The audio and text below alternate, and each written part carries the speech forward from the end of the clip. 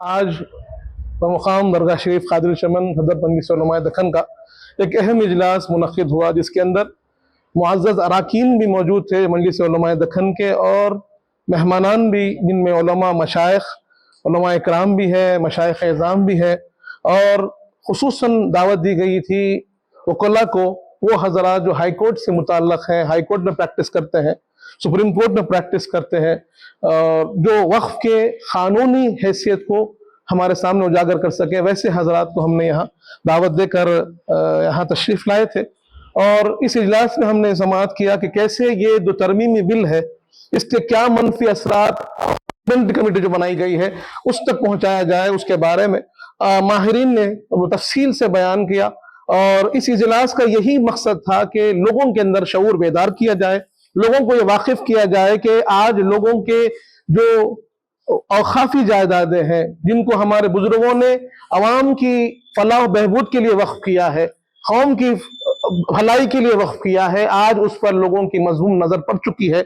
और खुसूसन गवर्नमेंट चाहती है कि उसे कब्जे में ले लिया जाए। पहले यह होता था कि कानून जायदादों का तहफ़्फ़ुज़ करता था, कानून जायदादों को बचाता था। आज कानून के लिहाज से जायदाद को कब्जे में लेने की कोशिश की जा रही है, और कानूनी एतबार से मुसलमानों को कम से कम किया जाने की, कमजोर से कमजोर करने की कोशिश की जा रही है। और यह उसका पहला कदम है। जैसे हमने सुना कि यूनिफॉर्म सिविल कोड ये इनका पुराना ख्वाब है, जिसकी तकमील वो करना चाहते हैं, और एक एक कदम ट्रिपल तलाक हो, सीए हो, एनआरसी हो, इसके जरिए से, और इसी तरह ये जो वक्फ अमेंडमेंट बिल आया है, ये यही कदम है जो उस तरफ बढ़ाया जा रहा है कि मुसलमानों की शिनाख्त को खत्म कर दिया जाए, उनके तशक्कुस को खत्म कर दिया जाए, उनके लिए जो हुकूक उनको मिले हैं उन हुकूक को छीन लिया जाए, जो पर्सनल लॉ उनके पास दिया गया है, जो आर्टिकल 25-26 उनको हक देता है, वो हक खींच लिया जाए, दस्तूरी हक मुसलमानों से खींच लिया जाए, और जो उनके फलाह बहबूद के काम है उसमें मुदाखलत की जाए। तो ये तमाम तर उनके अज़ाइम को कैसे रोका जाए,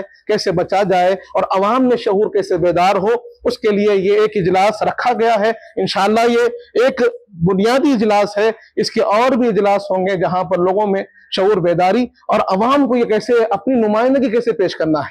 बात ये हो रही है कि नुमाइंदगी पेश करना है और पार्लियामेंट कमेटी तक बात पहुंचानी है, लेकिन कैसे पहुंचाए, वो कौन सी वेबसाइट्स है, वो कौन से फॉर्म्स है, और कैसे अपनी बात को वहां तक पहुंचाना है, उसके लिए भी इंशाअल्लाह तफसीलात उनको दी जाएगी। वो साइट्स भी दिए जाएंगे जिसको फुल कर वो फॉर्म्स भी दिए जाएंगे जिसको फिल कर वो अगर अपने हक की बात करें, अपने आरा और अपनी फिक्र वहां तक पहुंचा सके। तो ये आप तमाम मीडिया हजरात से मेरी ख्वाहिश है कि अवाम को खूब से खूब बेदार करें, उनकी वाकिफ कराएं कि ये लोग क्या चाहते हैं। और हमारी जो आवाम थोड़ी गफलत में है, ना वाकिफ है, वो यकीनन आपको सुनती है। आपके जरिए से हमारी ख्वाहिश है कि उनको बेदार करें, उनको बाशऊर करें, और उनको बताएं कि ये खतरा बड़ा खतरा है जो हमारे वजूद के लिए मुश्किल हो सकता है। यही आप सबसे ख्वाहिश है कि जरूर बजरूर अपने किरदार को निभाइए और अपने असलाफ की जो खिदमत है उसकी कीजिए। जज़ाकल्लाह खैर, बहुत शुक्रिया। अस्सलाम वालेकुम।